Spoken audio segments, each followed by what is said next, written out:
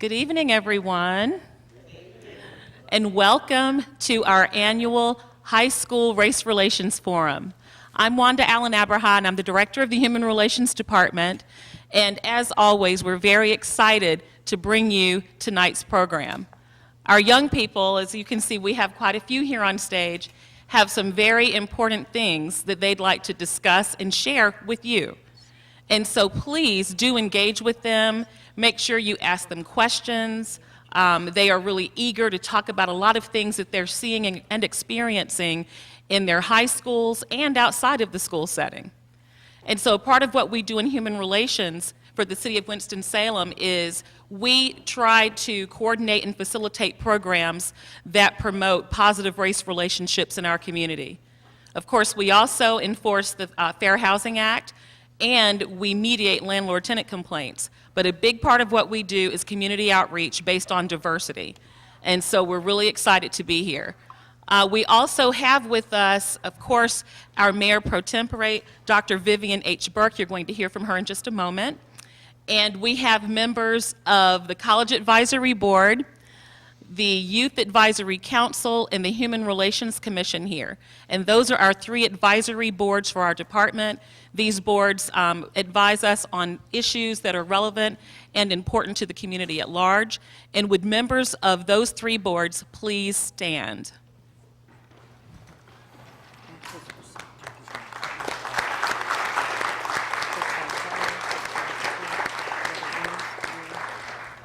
These are wonderful community volunteers that every one of you should really be proud of. They're very active in our community.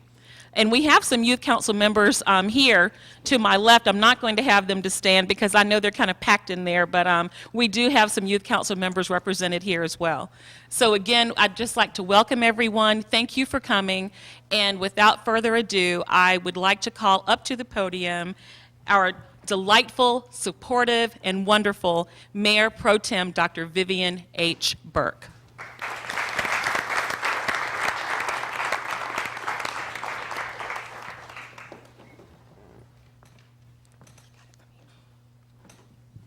Good evening.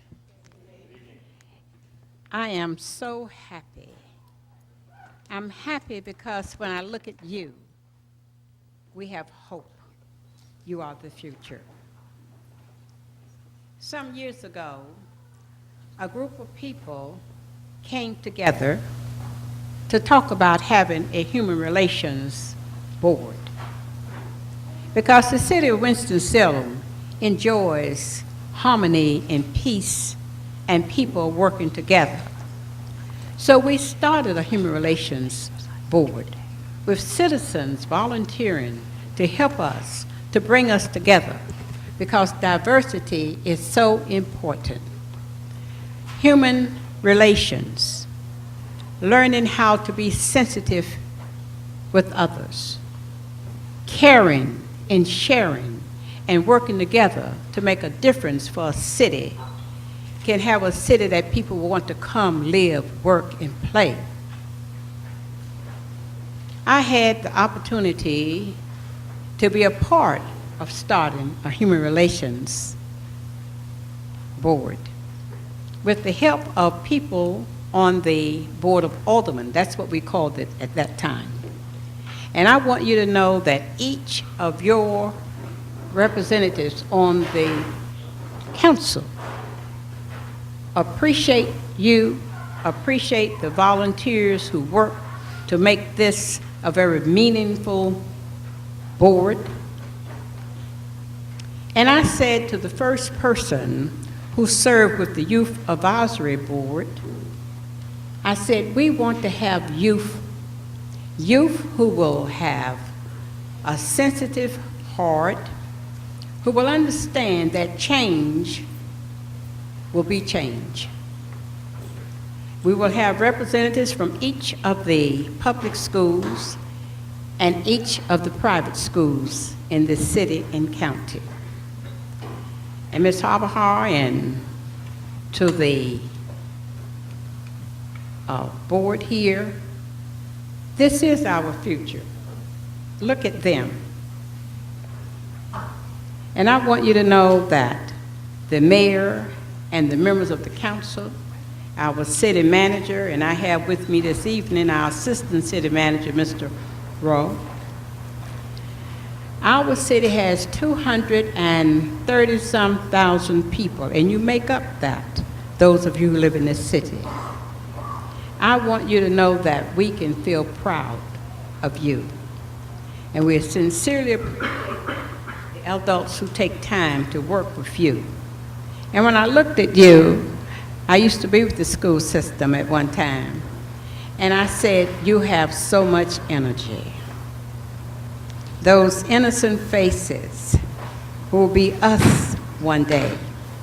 I feel good. We're in good hands. And I'm going to look at this program when it's going to be taped. I can't stay the whole time. I don't wear glasses. I'm not cool like that. I don't wear sunshades at nighttime. But I did have something taken out of my eye, and this is what the doctor told me this morning when they looked at it. This vision is 2025. Used is 2020, but it's 2025. So I just had to come, Attorney Abraham, because when I give my word, I like to keep it. So may God continue to bless and whomever you believe in you as you carry out your duties and responsibilities. Peace be with all of you. Thank you.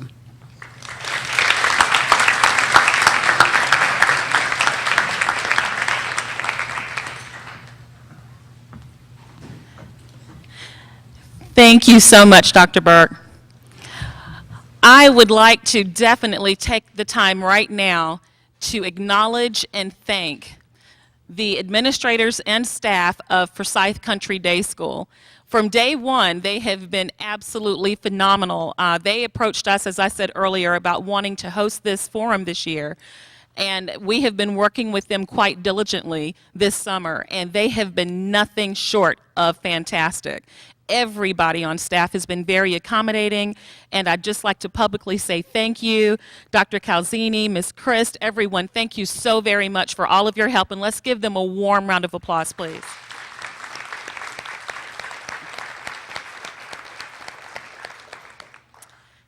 And also, I would like to thank our next speaker. And our next speaker is actually going to be Brian Christ. Dr. Symington is listed on the agenda, but Brian Christ is going to be introducing the rest of the remainder of the speakers on the agenda. And Brian is very special to us because he's the chairperson of our Youth Advisory Council, and he is actually the newly elected chairperson for all of the state youth councils. And so he's representing Winston-Salem quite well statewide. He is a student here at Forsyth Country Day, and he actually was the one who came up with the concept and idea of hosting tonight's Race Relations Forum here on campus.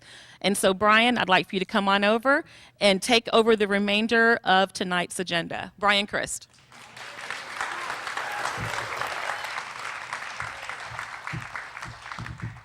So, as Wanda mentioned, my name's Brian, and I'm a senior here at Forsyth Country Day, and I will be your moderator for the night. I also am going to introduce the next speakers, and the next one will be Dr. Ken Symington, who's the Assistant Superintendent of the Winston-Salem Forsyth County Schools.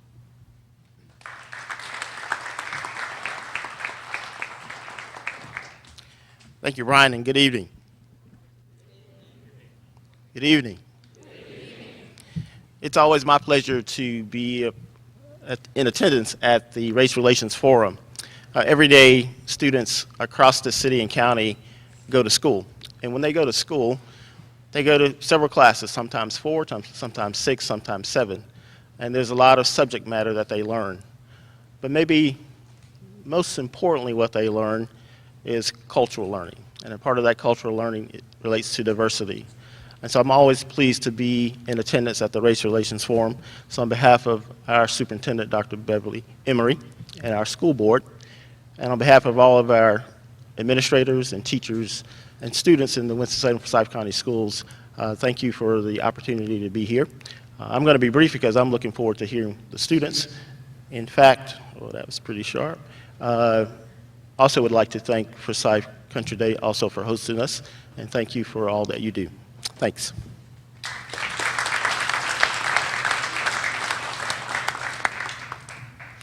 Thank you, Dr. Simonton.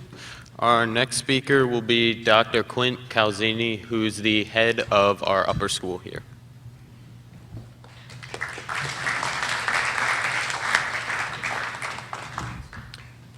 First and foremost, welcome.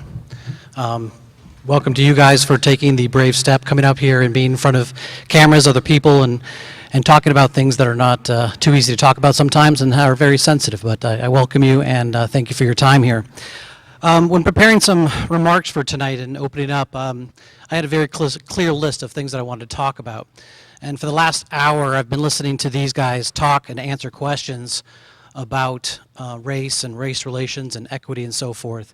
And I've been scribbling on a tiny piece of paper, so if my thoughts wander here a little bit, then my apologies, but I've been very impressed with what they've been saying, and it's been sparking some thoughts in my mind of some other things to talk about. Coming to here tonight, there are things that these students will talk about and that you will hopefully ask questions about that will not just stay here tonight. We can all sit in here and talk and feel better and have some like-minded discussions, but what happens after this is far more important. I want to share just 3 things for you guys tonight and you in the audience in terms of my journey with this kind of topic. I grew up overseas. I'm an American, but I grew up in England, Germany, Denmark. I worked internationally in international schools, first in Scotland, then in Russia, and then in Brazil, and then in Belgrade. So I have been out of my home country for over 18 years. Being an American overseas puts you into situations where you are out of your element, out of your home country, and you experience the world differently. I can't say that being a middle-aged white guy that I have the same experiences as some of the people in this audience, but I have parallels in terms of the things that I've experienced being not in my home country, and some pleasant and some not so pleasant. I had a course in graduate school at William & Mary with Franchon Glover, who is a fantastic professor and the director of multicultural affairs and diversity office, and we had some fantastic conversations like you will probably have tonight. And in one of the conversations, we broke into some groups one time, and I sat with one of my classmates, Jobilla Williams, who's now Dr. Jobilla Williams, working in Ghana. And she's an African American, and we were talking about things and back and forth with a topic that we're supposed to be talking about. And I stopped at one moment. I said, Jobilla, tell me, on a weekly basis or whatever, how many times do you experience racism? And her answer still shocks me today because she just looked in my eyes, smiled, and she said, Clint, every day. And from that point forward, my view of race relations changed. When you read books or you have experiences and it changes your view and your thoughts change from that point forward, that was one of those epiphanies that I had. And she said, sometimes it's subtle, sometimes it's just an awkward conversation, sometimes it's blatant. And that was one of those things that changed my course and my thoughts as an educator. Another conversation similarly happened when I was in graduate school in a class, and another African American woman we were watching a video, and the video was about I don't actually remember exactly what the details were, but it was about racism and people within schools, because it was a school of education. We're talking about schools and race relations and so on. And I was enraged. I was sitting in my seat watching these people just dripping with racism and the ignorant things they were saying. And at the end of the conversation, she spoke up and said a few words, and I said, I'm so shocked. I'm like, why aren't you more angry about this? Why aren't you more incensed with what's going on in this film? And she said something again that I have taken forward. And she said, people are on a journey. People on a journey from where they are now, and hopefully they get better over time, and they understand these things better. But you have to meet them where they are. Getting angry, getting frustrated, and all those things that are negative emotions, negative input to that doesn't help. You have to meet them where they are. They're on a journey, and hopefully they will continue their journey and get better and better. And I'll finish that thought with one of my favorite quotes by Martin Luther King that kind of sums that up. He said that the arc of the moral universe is long, but it bends towards justice.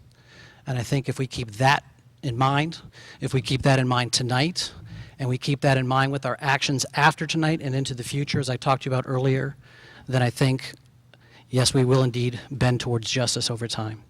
I really thank you for being here. I look forward to a fruitful discussion tonight. Thanks for coming, and thank you all too.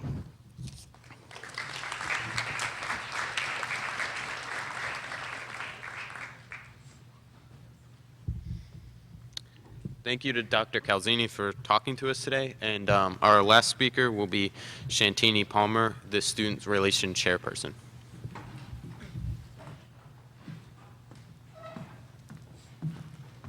Good afternoon.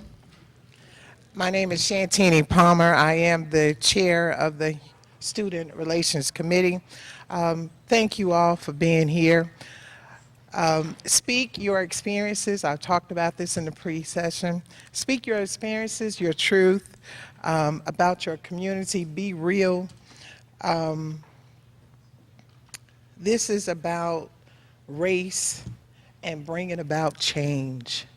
You can be a change agent tonight talking about race. So this is your opportunity. So get rid of the nerves. Smile, but this is your chance, this is your opportunity tonight to talk about the way that you see and feel and experience race. Thank you all again for being here.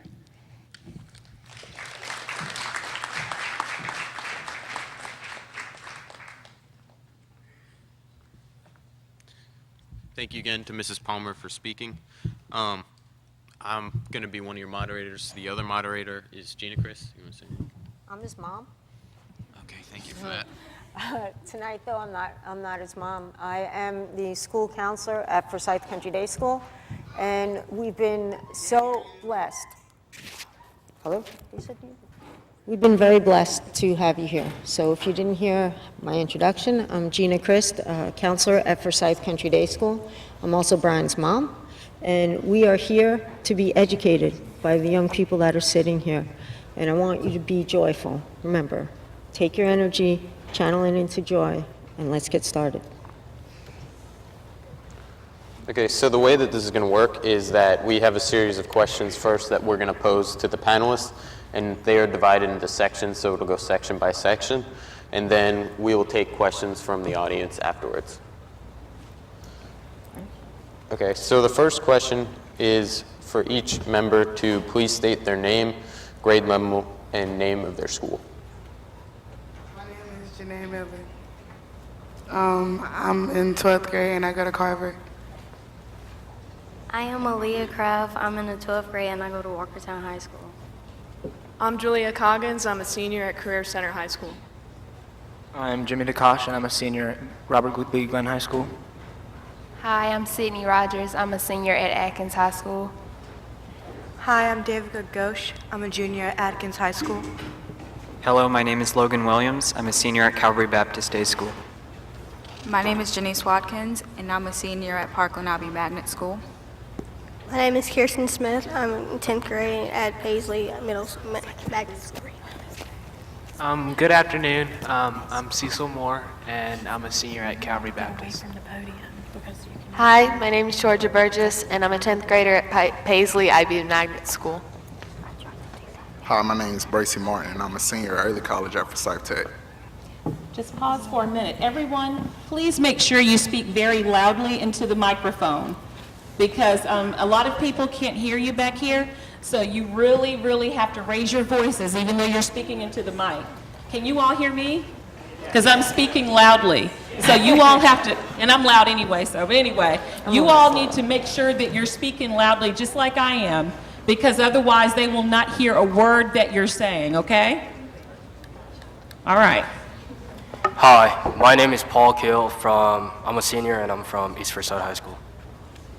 I'm Sophie. I'm from Walkertown, and I'm a sophomore, and I think I'm loud enough. Hello, I'm Jonathan Wimbush, and I'm a sophomore at Forsyth Country Day School. Hi, Hi, I'm Mia Westbrook. I'm a senior at East Forsyth High School. Hi, I'm Teray Beelan, and I'm a senior at Forsyth Country Day School. Hi, I'm Lauren. I'm in the 9th grade and I go to Paisley IB Magnet. Hello, my name is William Wilson. I'm a senior at Early College. Louder. I'm Amanda El Sayed. I'm a senior at West Forsyth. Hi, my name's Jessica Green. I'm a senior at Early College of Forsyth. Hello, my name is Hunter Chen, and I'm a senior at Atkins High School. Good afternoon. My name is Ken, and I'm a senior from Robert B. Glenn High School. I'm Daniel Parmesano, and I'm a junior from Walkertown. Hello, my name is Saul Armengol, and I am a senior at the Early College. Hi, I'm Ariel Friedman and I'm a junior at Reynolds High School. I'm Karis Adams, and I am representing Career Center. I'm Grant Kane. I'm a junior at Forsyth Country Day. Hi, I'm Anna Noyola, and I'm a junior at Parkland Magnet High School. Hi, my name is Amelia Bass. I'm a senior at Parkland Magnet High School as well.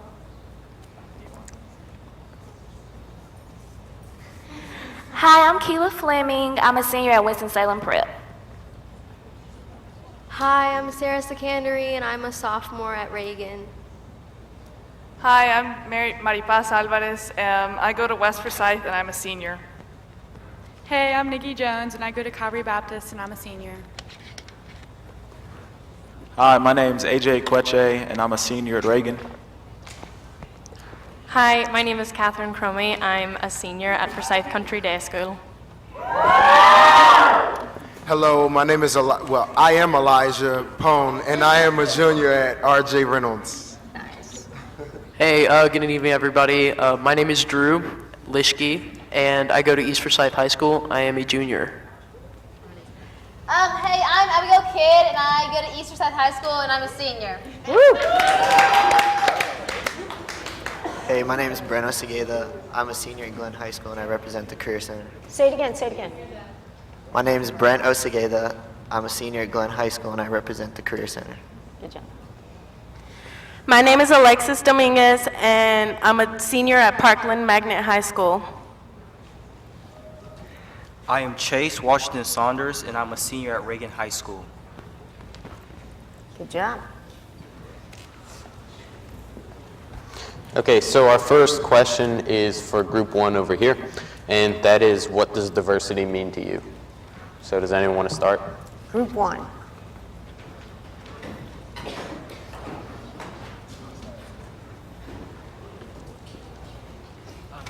Did you say diversity in general or just diversity to me? What does diversity mean to you specifically? Well, in my opinion, diversity just means differences. There's different diversities that you can... Louder? Oh, okay. To me, diversity just means differences. There are many different types of differences other than race. I know that that's the topic of this forum, but there are many different chapters of diversity. So basically, for me, it just means differences. Anyone else from In the group back. 1? There you go. Okay. I think the diversity. Here, that's it. I think that diversity is really just like coming together in like different cultures and ethnicities and just everyone like learning about each other and integrating and just like coming together as a community. Anyone else want to answer? Group 1? Okay. All right, so give us an example. Then what is diversity if it's not just race? It's Religion. religion. Good. Culture. Culture, religion, Sexual orientation. sexual orientation. That's a great one. Anyone else? What? Language. North, south? North or south? No, for me. Okay. What is diversity to you? Diversity to me is like the mixture of all kinds of cultures and coming together instead of like excluding everybody. It's more like we're one big family. Round one.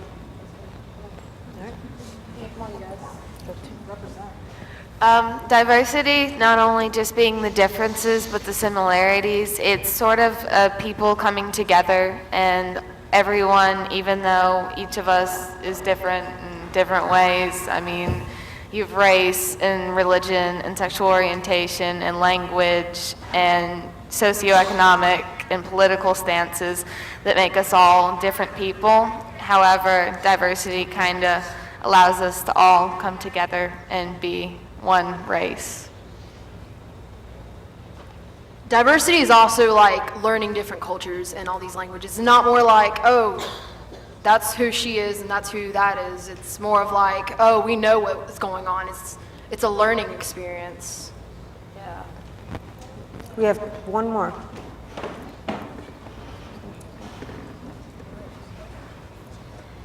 You can do it. Come on. All right. In the microphone. I think diversity is not just culturally, it also has to do with a whole bunch of different aspects, and where you grew up, the people that surrounded you, they all have they play a part in the person that you become, and that each person has their own kind of surroundings, and that can lead to diversity as well. That's awesome. Great job. All right, so the next question is for group 2 over there, and it is, how do you think diversity affects your school's environment?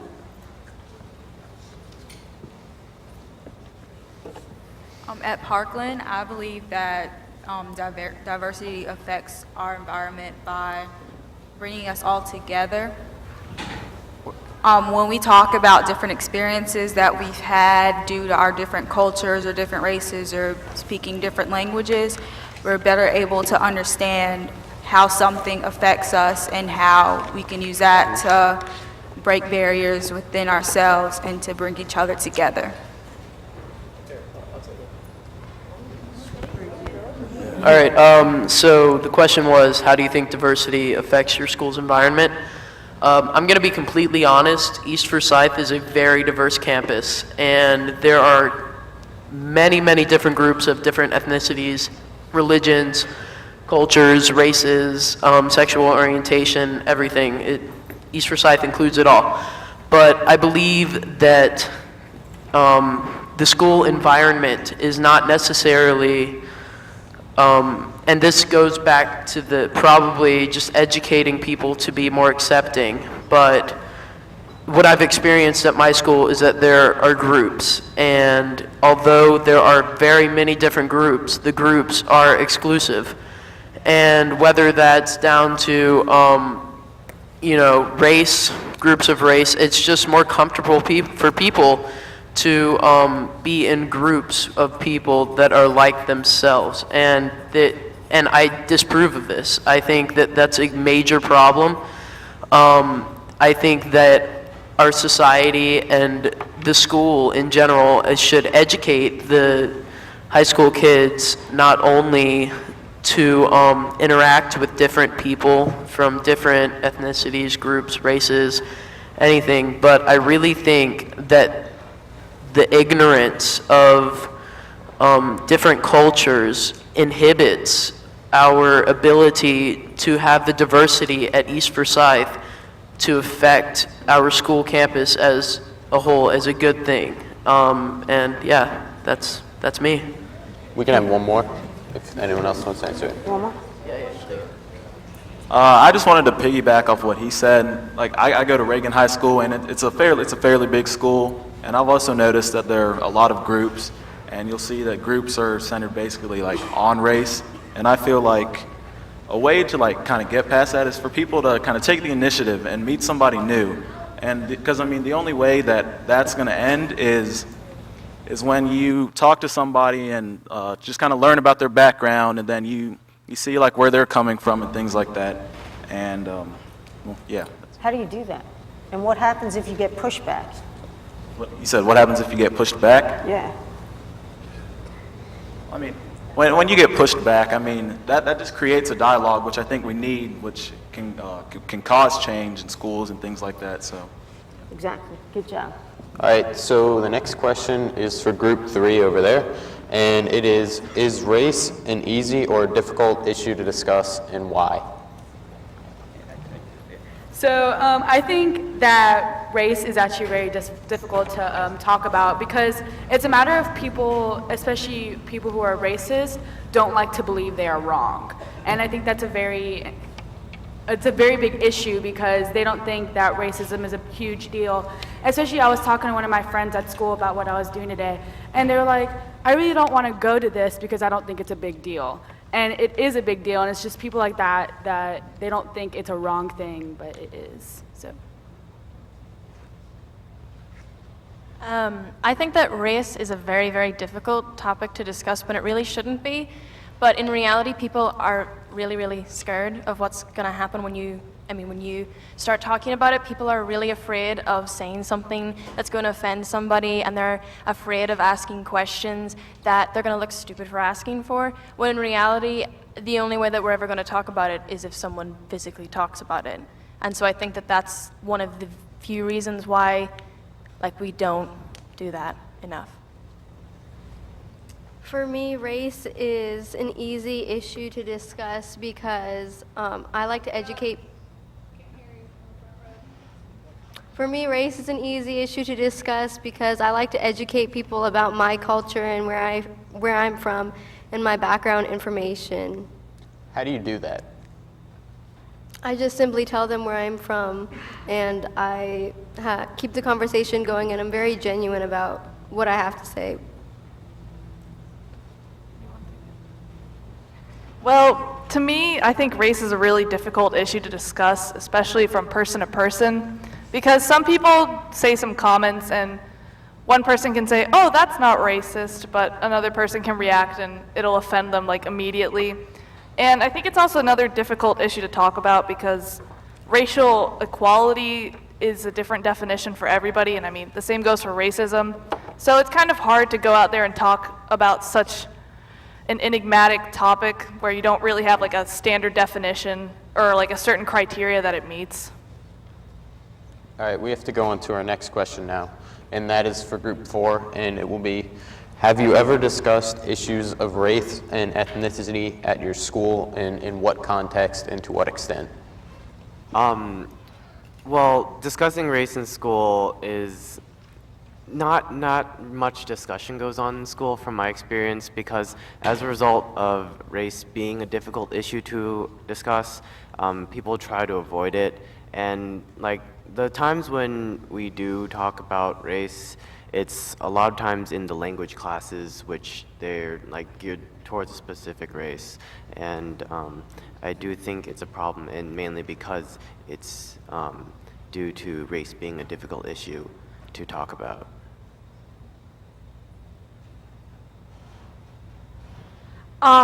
In school, I think a lot of the time when you discuss race, it's in classes and you're talking about definitions of race and ethnicity and what diversity is. However, I think sometimes when you do discuss those things, some people get excluded from the conversation, and it's only the people who it's a personal problem for talk about. And not that that's a bad thing, it's just that more people should be engaged in the conversation. Just because you're not part of a group that's discriminated against doesn't mean that you can want to feel passionate for them to be accepted by the community. I think that the discussion needs to go further than who it involves, and I think that is a problem that could help. I think that a lot of times we don't talk about it. It's the elephant in the room. Everyone's thinking it, but no one says it. So yeah.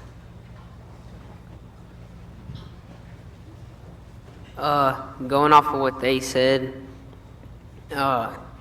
race is often kind of pushed under the table in schools because many teachers and administrators are afraid it'll bring up arguments if they mention it in a classroom setting, which it may bring up a few arguments, but it would be nice, for the night for kids to get what they think off their chest. All right, so we have to go on to our next question now, which will be for group 1 again. And it is, do you have close friends that are of a different race, and do you find it difficult to relate to some races or cultures? Okay, to be quite honest, pretty much all my friends aren't actually of my race, and it's pretty hard to, relate to them. So like on a weekend when they say, "Oh, so what are you doing?" "Oh, well, I'm going to sports practice." So they'll say, "Well, I'm going to go hunt and stuff." It's just a different spectrum, I guess. And then so like one of their big shows that a lot of them are into are Duck Dynasty, and I said, well, it doesn't seem like that big of a deal. So, since they're my friends, I guess I'll give it a gander and just watch it. And when I started to watch, I realized, wow, this is actually a cool show, and the character is actually really funny. And, so I was able to relate to them in that way. And then so just once you break down those barriers that make you different, you can just unite, and you don't have to worry about race and ethnicity, I guess.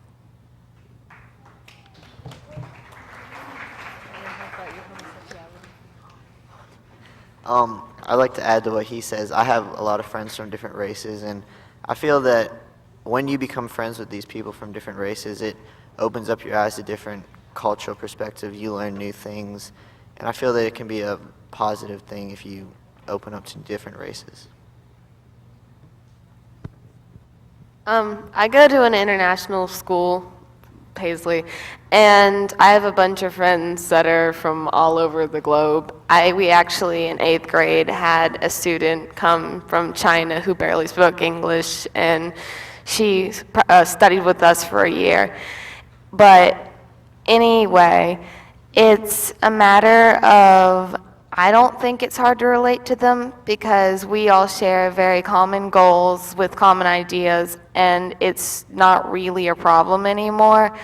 For most people, it's a matter of, here's a stereotype, but I don't fit this stereotype, so I couldn't get along with this person, except for that's not at all the case. All right, and at my school, yeah, we have a lot of different, well, I go to Walktown, but at our school, we have a lot of different races, but it's not only the races that are different. I have a lot of friends that have different religions. Like, I have some friends that are atheists, some friends that are Jewish, some friends that are Christian. It's kind of different hearing, oh, I go to church twice a week, and then someone's like, oh, who goes to church anymore? It's kind of different in some sense, but we kind of come together anyway, and despite our differences. We have time for one more if anyone has anything to add on that. I have a follow-up question on that. All right. I'm up for one. What happens, though, when those religious beliefs collide? So there's an atheist, and then there's someone who goes to church 2-3 times a week. Yeah, there are some differences with Christianity and atheist, or Jewish and atheist, or whatever, Jewish and Christian. They all are going to butt heads at some time, but we kind of overthink the fact that we all have different beliefs in different cultures that we come from. We kind of just despite our differences, we have a friendship anyway. And yeah, we may not agree with it, but we kind of look past it. All right, so the next question is for group 2, and it is, what are some barriers that keep students from making friendships across racial lines? Okay, so some barriers is not wanting to come out your comfort zone and meet new people who may have different interests from you. A lot of people seem to believe if you're the same race, you have the same interests, but that's not true most of the time. You can meet someone totally different sexuality, different race, and they can become your best friend. You can have so much in common. And it can just work out if you just step out your comfort zone.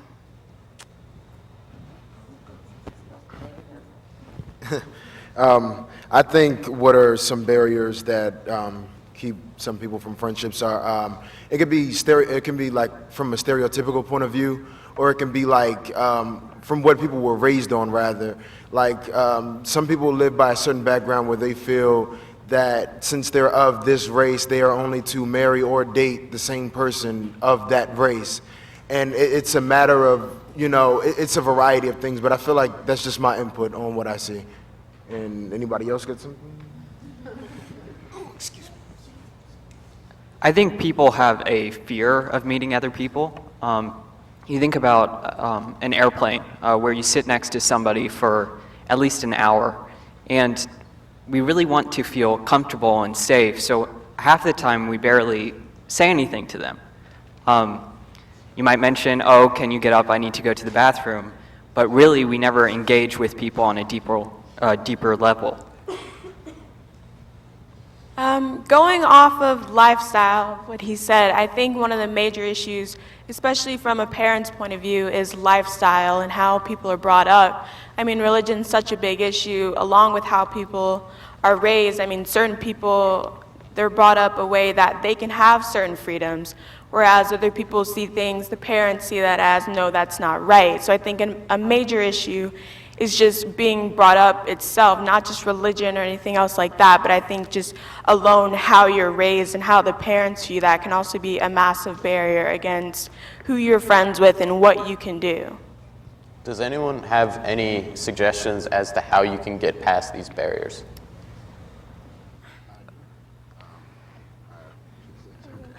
I feel like one way that we can get past these barriers is if we at least give it a try through experience. I feel like if you experience it, I feel like you have that choice now to determine whether or not you really like what you're experiencing or if it's just not something of your taste. But I feel like at least you've taken the initiative to at least try something different, and then you can pretty much make your own decision and stand on your own 2 feet, think for yourself. All right, you can be the last one to talk because we got to move on. Well, also for that, I feel like the reason people may not interact with other people is because they're afraid of they're not exactly sure how the interaction will go because they're so comfortable to talking to a certain type of people that when they talk to somebody else that's a little bit different from them, they're afraid that something they might say that they don't find themselves offensive will offend that person. And also in high school, I feel like it's more prevalent. People are so afraid of judgment from others that they won't go and talk to other people because they feel like if I'm talking to somebody of a different race than me, and then they'll see a group of other people that are the same race as me, and they see that they're talking about you, and people are just so afraid of that they don't go interact with different people. All right, so the next question is for group 3, and it is, do race relations affect classroom behavior and/or academic achievement?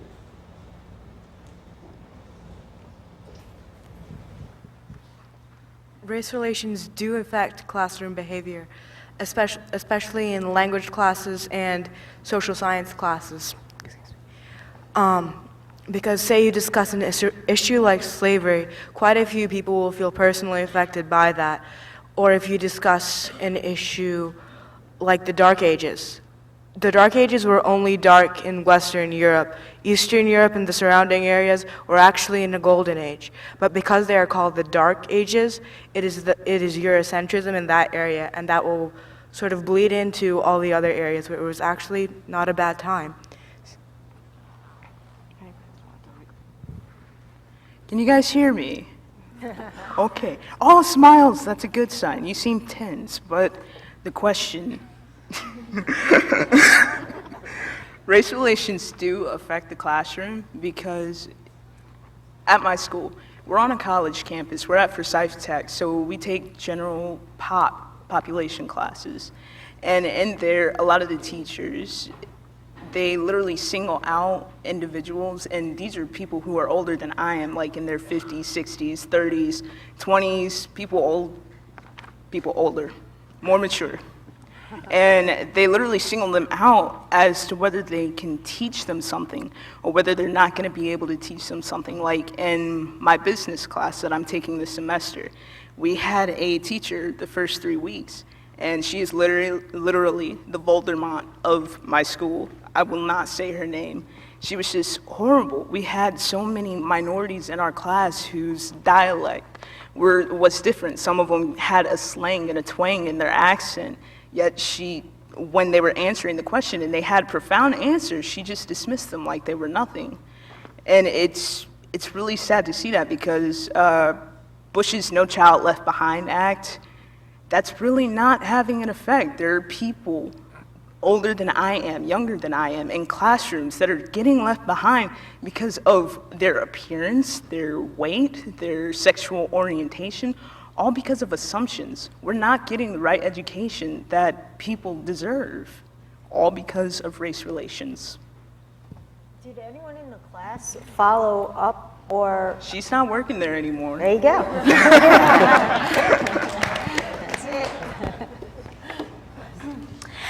I do feel like race relations affect class and like, academic achievement, because if a student is feeling alienated, they won't like live up to their full potential in a classroom.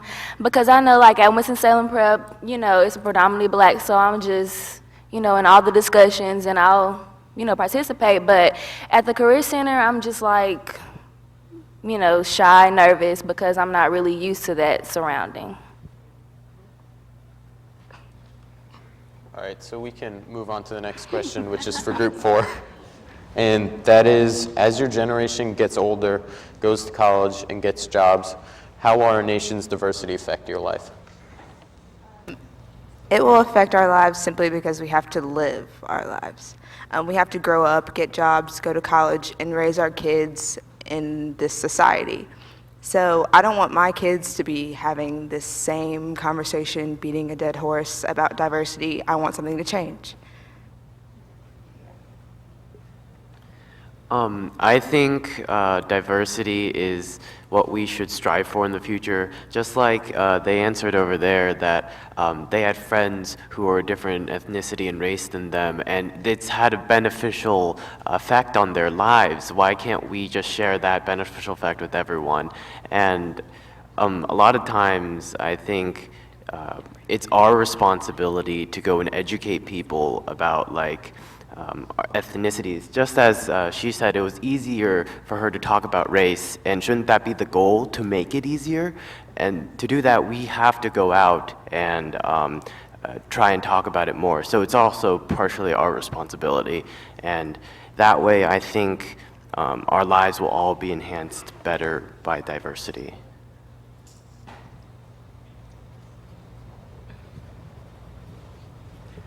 I also think that with diversity, as soon as we get older and go off to college, a lot of times our parents influence what we think and how we think.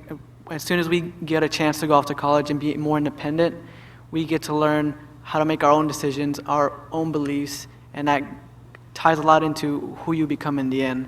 Because a lot of times a parent might feel a certain way about certain people or certain issues, and that influences you to believe it. But if you get your own chance to make your own beliefs, be independent, you get to see your own, you get to make your own beliefs and change possibly your lineage. Because I know in personal experience, one of my relatives he had a bad experience when he first came over, and he had a lot of racism towards him. So as growing up, he told me that I shouldn't surround myself around different people. I should stay close to my own type of race and all of that, because he didn't want me to experience that same racism. And I had differing beliefs from him. I didn't believe that would be true. So I tried my best to, as a child, always have different friends, talk to different people, and make my own sort of beliefs. Because I know that as we grow older, our belief systems in the world, especially norms, change along with that. But what if you were forbidden to do so? A lot of times he did say, try not to be around them, because eventually, right now you don't feel the effects of racism, but eventually they will catch up.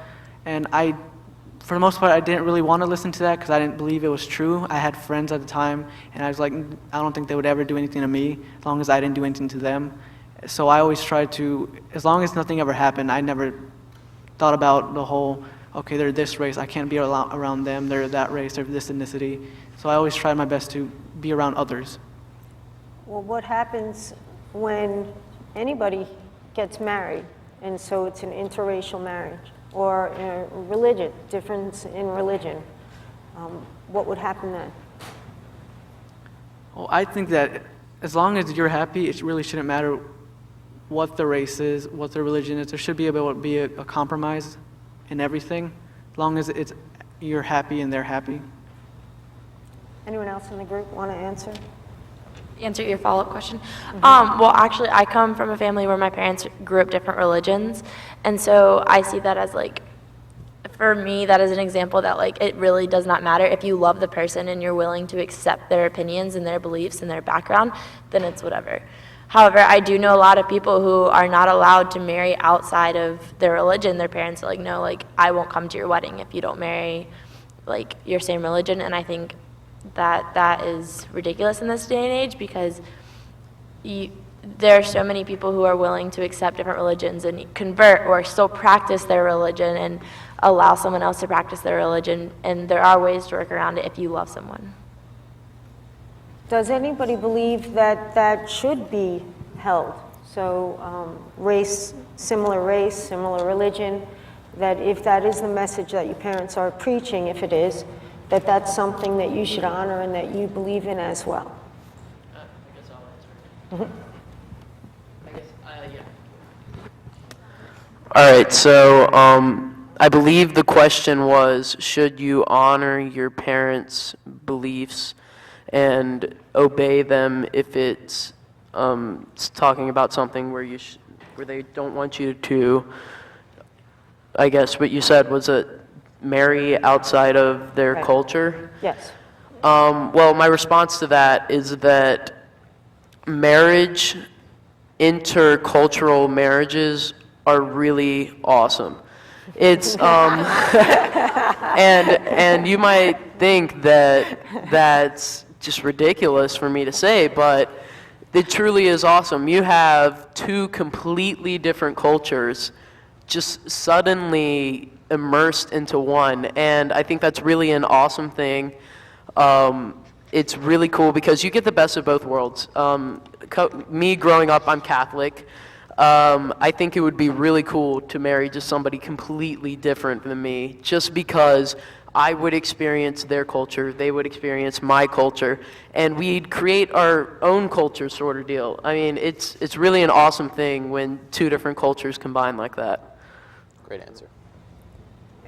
I'm going to add on to that. That is pretty cool because you do get the best of both worlds. You can and you also can choose what you want. Like, you can learn both sides of the religion or culture, and you can make your own path. And it's really cool if you think about it. Like, if two religions come together and you figure out your own path, you can create one that no one's ever been on. And I just think that's pretty cool. But what if that means you have to give up your culture because your family denies that relationship? Well, what do you mean? Like, if I'm confused on that one. That's just like your family said, can't come back and live with us or see us anymore. We married this person. Right. So the question was, what happens if your parents deny that relationship, and therefore you have to give up your culture in order to be with the person that you choose to be with? Well, when it comes out to it, it's on your own decision. And even if they don't follow you, I mean, it's up to you. If you want to be that kind of person, it's your life. You choose it. If you want to be diverse, I mean, all right. There's another mic. Whoa. There are two. Thank you. I'm originally from Ireland, and my parents, I'm going to give you a very short history lesson. The north of Ireland is predominantly a Protestant Christian area, and the south is predominantly a Catholic area. And my parents grew up in a time where you couldn't talk to people that were different from you in terms of that religion. And they both ended up working for the same company, and my dad is a Catholic and my mother is a Protestant. And when they decided to start dating, they received death threats. Not from their parents, but from their best friends. They didn't come, like their friends didn't come to their weddings. My mother's car had a bomb inside it on a night out. And that's within a religion. That's two denominations. That is between white people. That's not a racial issue. And so when you look at that and you look at the fact that like my parents within a race, within one religion still had issues, it's mind-boggling to think that like that was an issue in a country, and you probably never heard of that. The fact that we experienced so much terrorism within my family, And so their parents were very, very accepting of it, but it was a very, very real reality that although they might accept, my grandparents might have accepted their children and their spouse, it was a very real reality that they couldn't approve of their marriage because they were afraid of what could happen. So you might accept something, and if someone doesn't accept something that you believe in, you have to ask why, because it's, you know, these stereotypes that exist and these horrible barriers that exist have to be torn down by asking those questions. Bring it back here. All right, so we're going to go back to group one for the next question. Really quick. Okay, I believe that your question was something to the extent of what would you do if your parents said, I'm going to shun you because you've chosen this. My question to the audience is, why would you want to be part of a culture, part of a family that is that closed-minded, that exclusive? And if your parents are willing to say goodbye to your relationship over who you love and who you decide to hang out with and spend your time with based on stupid culture divisions, I believe and I encourage you to just do what you want, and I wouldn't want to be involved with my family for that. So, yeah. That wasn't short. And I do just want to say one thing. It is okay if you don't believe what's being said, right? So if in your heart you say, hey, you know what? I do believe that I'm supposed to marry someone from the same religion, the same racial group, ethnic group, region. That's okay too. So, you know, part of being here is not just embracing the popular, you know, out there view, but also your own personal view, whether it be conforming with what people are saying or not. So I just want you to know that if you're sitting and you're in your heart saying, oh man, I don't believe that, either way, you're entitled to that. Okay, guys? All right, so for group one, do you feel that your school adequately prepares you for the diversity of the world? Since I have the mic, honestly, in my opinion, no. Well, from my school, no. Because my school personally is separated by like 2 or 3 groups by itself. Like, it has the higher up, wealthy-esque Caucasians, and then they have the country, want to go hunting Caucasians, and then it has the higher up-esque African Americans and the wannabe thug African Americans. And we have a very small slither of Hispanic and Asian in our school, and the diversity of that, I mean, yeah, you see that, but when you go out to the outside world, do you honestly see those type of people in your world? I mean, when I say the little thug-esque, I mean, in the real world, those people are actually killing each other over nonsense. And in our school, we have these people that are acting like they are this image that they see on TV or hear in music. And from my personal experience, my father is from the country and he's a military sergeant, and my mother is an educated African American female, and I have a difference on both sides. I go visit my father, and I have to understand the countryside of where he comes from and have to do manual labor. As with my mother, it's in more of an intelligent approach to whatever I say and do to get tasks done. And so, also, I work at Hollister in the mall, and that's very diverse because even at my school there's homosexuality, but it's very shunned. And most of my coworkers are gay. Well, actually, my boss is gay, and to be honest with you, I'm comfortable with these people, but in my school, my friends, the people I hang around with, they shun these people on a daily basis, and they call them out their names, and I'm the only one that's there to say, would you stop?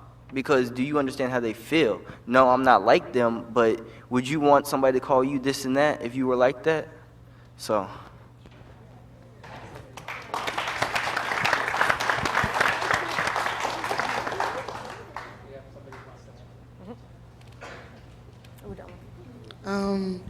I went in middle school to Jefferson, and that was predominantly white, and so was my elementary school.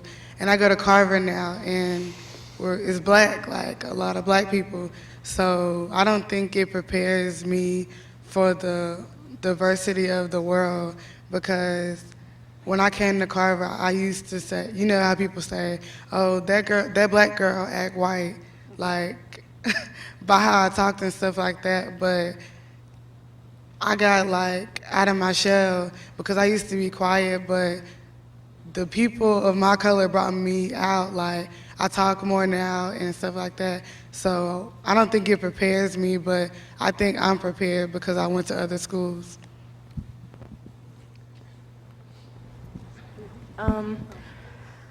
I do think that my school, I'm from Parkland. I think a lot of people heard of Parkland, and yeah, and Parkland is very diverse, in my opinion, and I think it does prepare me for the world because there's a lot of interracial students that go there. I am interracial, and it just, everybody accepts everybody. I have many friends that are different races, interraces, and I believe that our school does prepare because the future, there's going to be a lot more interracial groups also, and there's going to be a lot more collision of the religions and races. And my school is mainly made up of like African Americans and Hispanics, mainly minorities, but that's where the world's heading to also, but also mixing the races. And I believe it does prepare me for the future and for the real world, because that's what we're really living in there. All right, so in the pre-session, a lot of you mentioned the phrase act white, and we want someone to just explain what that actually means.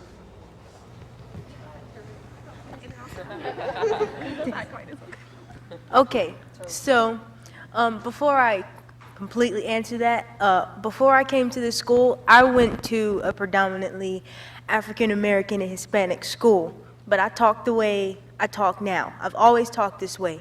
And when people used to say, you talk so white, Teray, and I used to cry because, like, to me, it was like, it bothered me, like, I'm black, like, like what? But then, like, my mom and my dad and family members and stuff, they're like, look, you don't talk anything. You talk like you talk like an educated child. So like when people say stuff like you act white or you talk white, it's pretty much not living up to the stereotypes that are put out there for you. Like I'm supposed to be the black person who speaks Ebonics and like, you know, what's up, hey, yo, I listen to rap music and all of this stuff, and it doesn't work like that. Like when people see me, they see like I'm not the only person out here like this, clearly, but like it's weird to a lot of people that I don't listen to a lot of rap music. I listen to everything. I was brought up that way. And they take that for me acting white. Well, what if they take it one step further and say you want to be white? Oh, I've gotten that too. I've gotten that too. I get that all the time. They see what school I go to and they're like, oh yeah, you want to be white. And I'm like, what? Like, I mean, like a lot of times I don't even know how to respond to something like that. I'm just me. And after a while, I just had to accept that I'm always going to be this way. I'm going to hang out who I want to hang out with, and I'm not going to change for anybody. So it's just kind of me having to accept myself.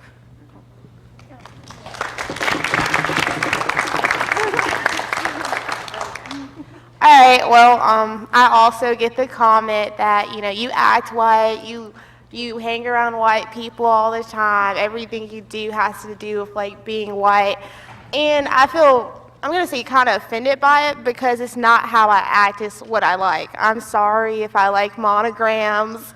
I like pop music, you know, I like Jack Rogers. It's just what I like, and it's not, it shouldn't be like, oh, like only white people can wear Jack Rogers. You like what you like, you do what you like. I play lacrosse because I like it, and so I think a lot of people are just like stereotypes, like she said, that like I should probably play basketball or, you know, wear whatever like most African Americans wear, but that's not how, you know, that's not how it works. It's what you do, what you like, you go into what, your interest is. So everyone is brought up a different way, so I don't feel like people should be pointed out of like what they like and what they do. Really quick. And this is gonna be really quick, but like one stereotype that I dislike the most is the fact that all black people like chicken. That is one thing that irks me the most, because like here's my question that I just want to ask you guys before I pass the mic. How many of you guys like Bojangles and aren't black? Okay. Not black,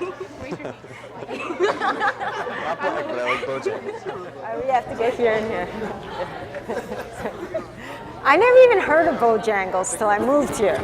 I'm like, what? Bo what? And then I gained like 10 pounds on sweet tea.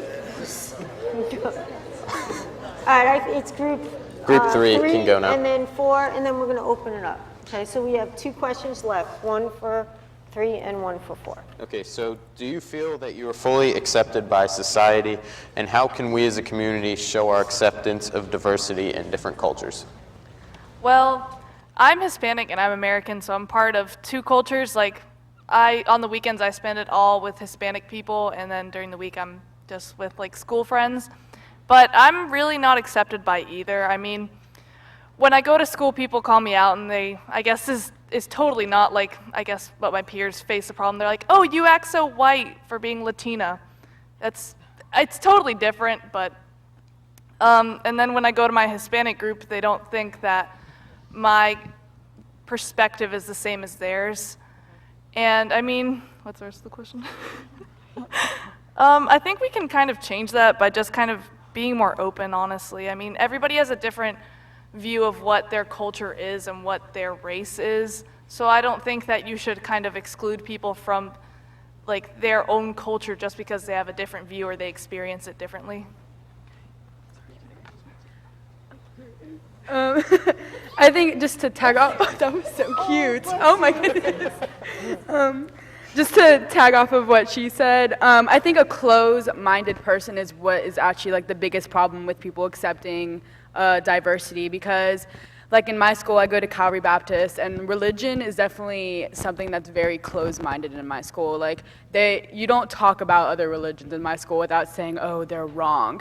And that's a big deal to me, because when they go to college, or when anybody goes to college and they have such a closed-minded mind, then they're going to be like awestruck when someone comes up to them and proves them wrong, and they're going to be like, oh, like this is the worst thing ever. So it's just, yeah, closed-mindedness is something that everybody in the community definitely needs to work on. All right, so we can have one more, and then we got to go on. Yeah. Especially in some places in Winston-Salem, we are not as accepting as we should be. For example, religious organizations, I know that they're supposed to promote one religion, but that does not mean demean another religion.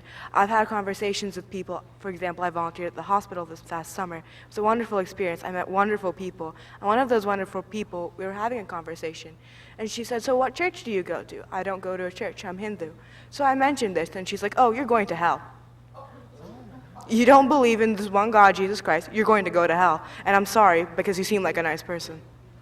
So that closed-minded attitude, she was a wonderful person, and I'm still friends with her to this day, but I wish that people were less closed-minded, because I try to be a good person, but if that's not good enough, then I don't know what is. All right, so for group 4, you want to say something really quick? Yes. All right, well, I do not feel accepted like in society, and I don't think any of us can really live up to the standards society has for us. I think as soon as we stop using labels and titles, and it's not African American or Caucasian, Hispanic, sexual orientation, I think when we start calling people and stop using the labels, then we can all fit in.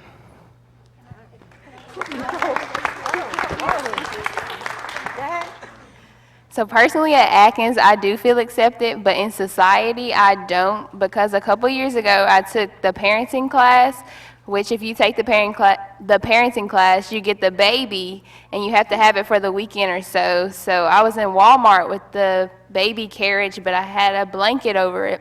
So I'm going through the store with my mom, And I get these weird looks because people think I'm a teenage girl with a baby, but little do they know the baby's not real. So they're already, they're making judgments about me and they don't even know about me.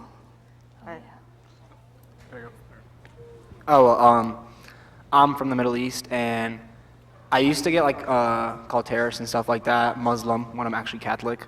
But so there's like big stereotypes when I came here, and I used to get offended by it, but now it just became jokes, and then it just kind of went away, and now people kind of just accept me for who I am, and like I bring manusha and like different types of foods, and my teachers love them, and they embrace like who I am. I embrace myself, and I bring what I have, and like my friends come over, Brent over there, and they come over and they have like food at my house, and they love it, and we basically like, because we're all from different ethnicities and races, and I think I'm accepted by society because, yeah, I'm accepted. Have you noticed that the jokes, oh, I'm just joking, right? Those religious jokes or racial jokes, all of a sudden are getting thrown out there on TV and people are losing their jobs over them.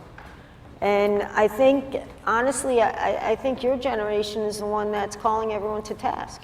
And I think it's awesome. Because back, in the day of the dinosaurs with me, if you didn't pass those jokes, then you weren't cool. Now, if you pass them, you're going to be held accountable. And I think that's, largely to do with you guys. All right, so the last question goes to group 4 over there, and it is, what more can we do to improve the race relations within the community of Winston-Salem? I mean, I'd say to improve race relations, because the definition of ignorance is not knowing, is education is the best thing that can be done for the community. If you don't understand a religion or a culture, then you should be educated about it, because if you're ignorant, then that's where tensions come between the races. So you need to understand what's different about a culture and how it's similar to you, because a lot of times we emphasize differences, but we should really be focusing on that we're all human. We like pigeonholing people and saying, oh, you're one of these, like you were talking about earlier, labeling, when we really are, we're all the same species, so we don't really need to separate so much that we don't even recognize our own culture anymore.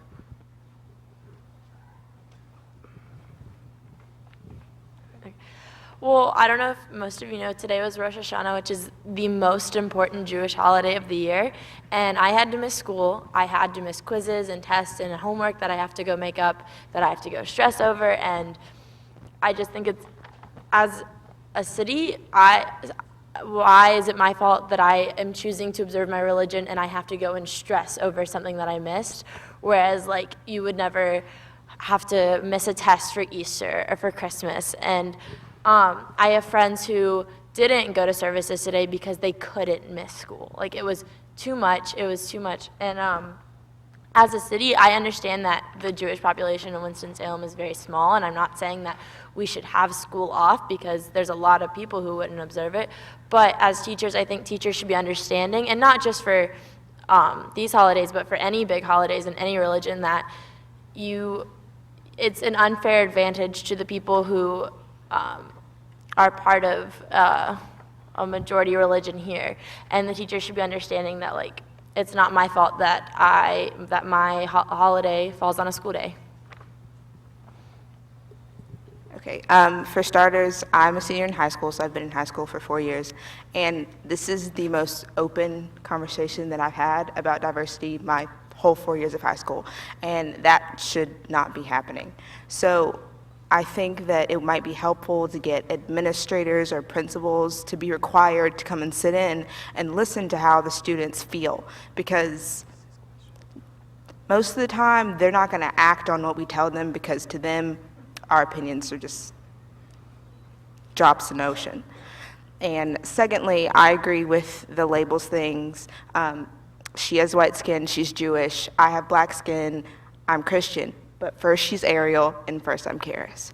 So if we take the time to get to know Ariel for Ariel, we might end up liking each other and talking to different types of people. But we have to take that step. I think one simple way we can improve race relations is simply by having respect and for others that are different from us. Because I know a lot of times when someone feels disrespectful or that they have disrespectful comments towards them, it'll create hatred and it'll create a separation, and they don't want to talk to anyone else outside their race or religion. So if we have more respect for people that are different than us, it'll kind of bridge the gap and allow us to become friends and stop stereotypes and hatred. I think we should just simply respect each other and just educate each other about who we are and how we feel about the world and everything.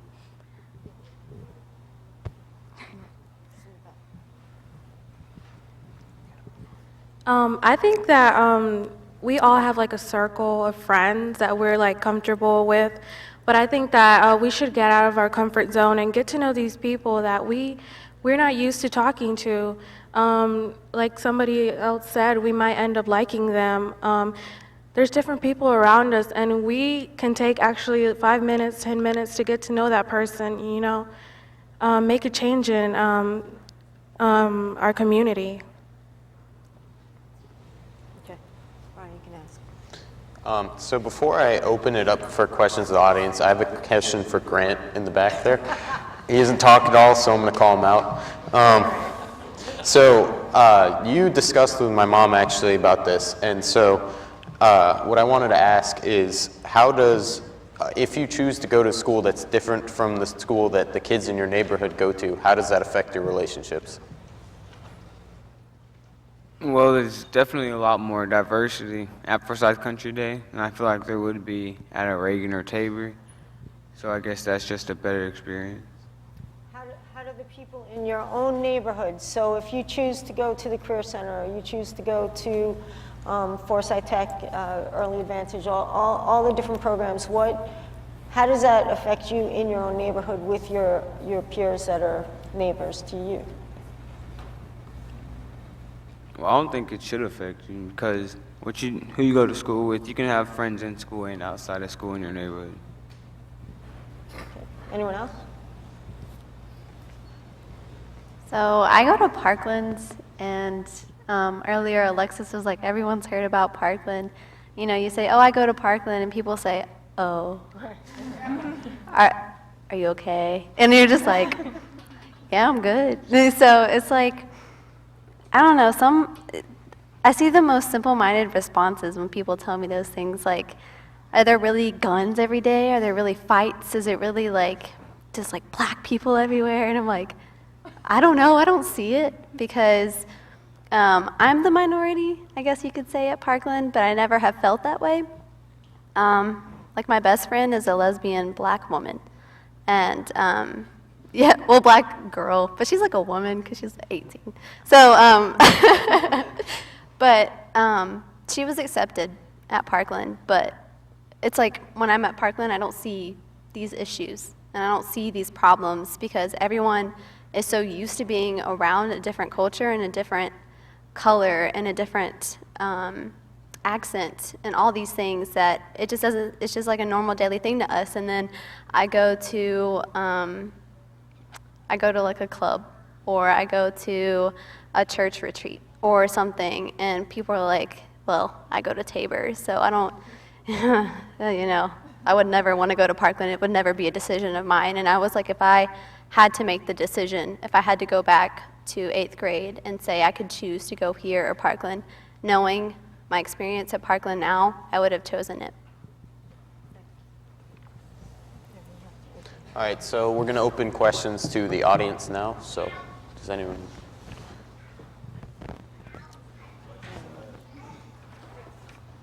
We just need you to come on down and talk in the mic. Yeah, you have to stand over here, and then the mic.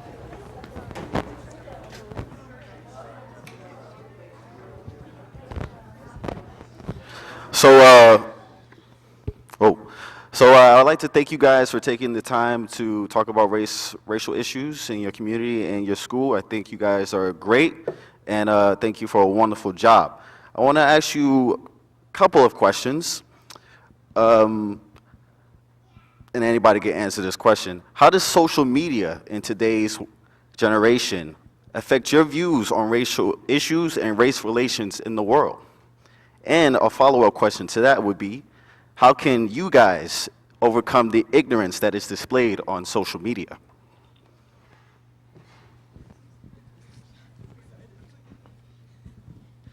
All right, well, on a lot of TV shows, stereotypes are promoted a lot. They're really used in bad ways that they shouldn't be used.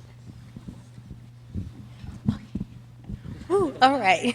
So, social media plays a very huge part in like us growing up. Like the type of music that you listen to. I'm not saying no one should listen to rap music, but I wasn't allowed to listen to rap music growing up because rap music nowadays it sends bad messages. Like it has children children thinking that it's okay to walk around cursing, and they think guns are cool, drugs are okay. It makes a lot of things seem like they're good and accepted and it's right, but they really aren't, and they shouldn't be accepted at all. And social media, television shows, like you'll see like white TV shows with a couple of minorities in the show. You don't see a lot of diversity in, like, depending on the channel or the show that you're watching. And like if we make things more diverse, then we don't have to deal with that. Just, I don't know, watch your intake. That's what I was taught. Almost out of time, but we're going to do 2 more questions, but we can only have 2 people answer for like 30 seconds, 20, 30 seconds, all right? So we care about the answer, we just have to keep it short right now. Yes, and I have one more question. I'm sorry for taking up everybody's time, but what are your thoughts on racial issues within the African American community? Issues between dark skin and light skin? Good one.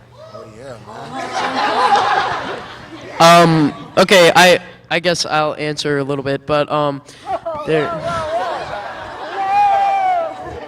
from the other perspective, yes, okay, there are many white people that argue reverse racism is prevalent in our culture in today's society. What I would like to say towards that is that reverse racism does not exist. There is not what white people consider reverse racism is, and I do not mean to offend anybody, but there is a prevalence of white privilege in this country, and I think that that's what white people are referring to when they say reverse racism, is the loss of that privilege. And I would encourage any person who feels that way, who might feel that way, not to feel that way. And now I'll pass it off to anyone else. We only have probably time for 1 response, and I think the question was shades of skin color, right? So 1 30-second answer, discrimination or comments within the same race based on the different shade of the skin, high, low, I guess, as we would say. We're angry. Oh, you guys can't hear me. I'm a tall. It's okay, I'm loud. Go. I got this. A lot of races are angry for what their ancestors have experienced, what they've gone through. Okay. You can hear me! Okay, but a lot of races are angry for what their ancestors have been through and experienced. Like African Americans, it's slavery, it's oppression, and that was just like 50 years ago. Slavery was hundreds of years ago, but our oppression, our fight for equality, or what is seen to be equality, just ended. But we're angry at each other. We're angry at the world. And that anger, when I was born, I know it's quick, 10 seconds.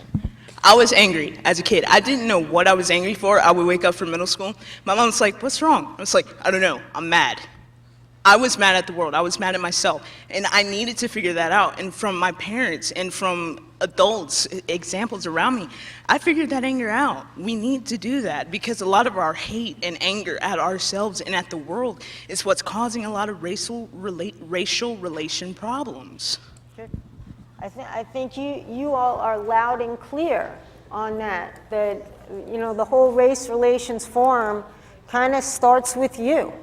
And it starts from on the inside going out. And it's a message I think that has been incredibly clear.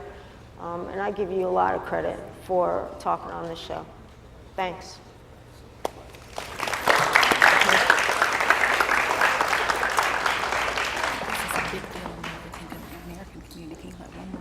Address that question, 30 seconds strictly. Yeah. 30 seconds for one more person that would like to answer specifically the difference within the African American community as far as skin tone.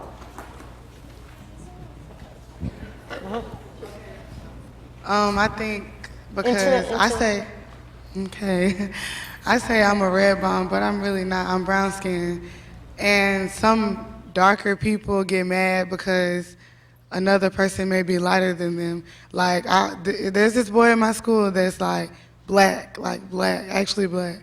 And people pick on him, but he's like, he know he black, so he don't care about what people say now. He used to get mad, but I mean, what can he say? He's black. But we say that like light skin, okay, she may be lighter than me. Oh, she got an attitude because she light skinned and got more hair. That's how we do, but it shouldn't be like that. Wow. All right, one more. Go ahead. She's the really like to talk.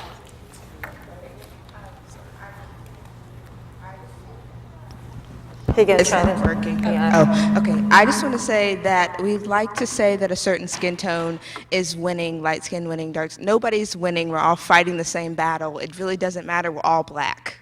So that's what I'm saying.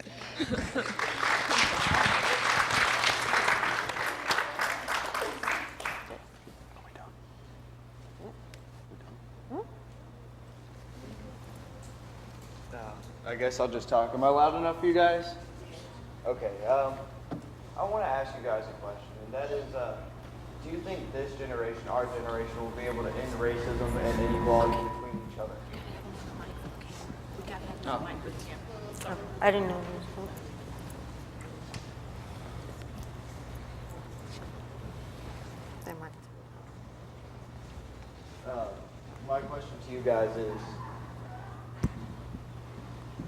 My question to you guys is, do you think this generation, our generation, will be able to end racism and inequality between each other and other communities around the world?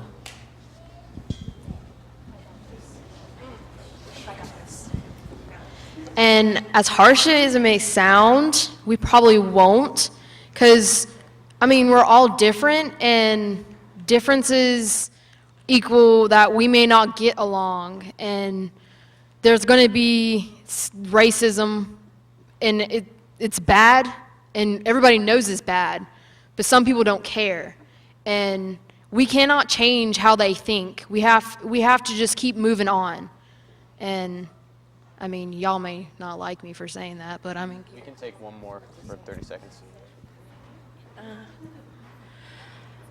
I think there will still be racism in the future because yes, it's went down now in present days compared to in the past, but it's still going to be there, whether it's going to be skin color, religion, ethnicity, or just any other kind of form. There's still going to be racism, no matter what. Just like there's an old saying, old habits die hard, and a lot of people carry their family's burden from the past. They say, oh, I want to be like my family from the past, and they're going to carry it with them to their children, the children's children, all the way until the future, even there. All right, so you can talk after, but just let me explain. And so the program's got to end now, but we do want you to stay there for a picture, and then the audience can ask more questions once we're done. So you can say what you have to say when we're done. And so just want to thank everyone for coming out, and you panelists, you did a great job, so let's give them a round of applause.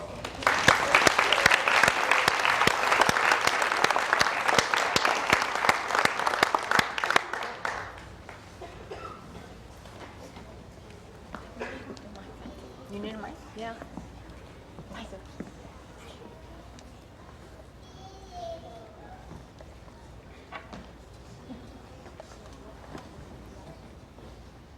Everyone, how phenomenal was that? Let's give them another round of applause, please.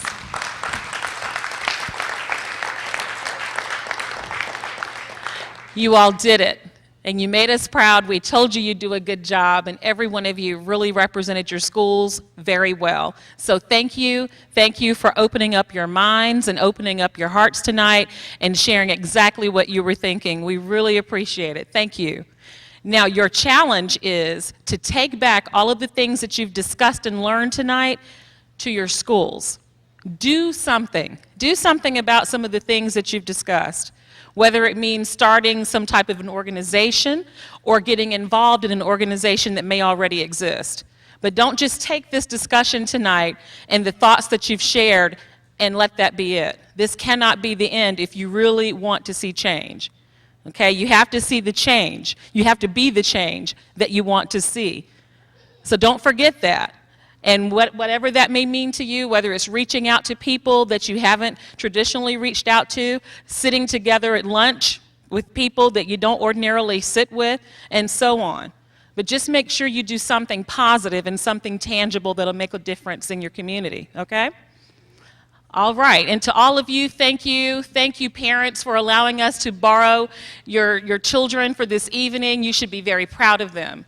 And we have some very phenomenal young people on this stage, and I'm sure you already know that, but we really appreciate your support, parents, administrators, and please let's thank Brian and Gina Christ for being moderators tonight. Phenomenal.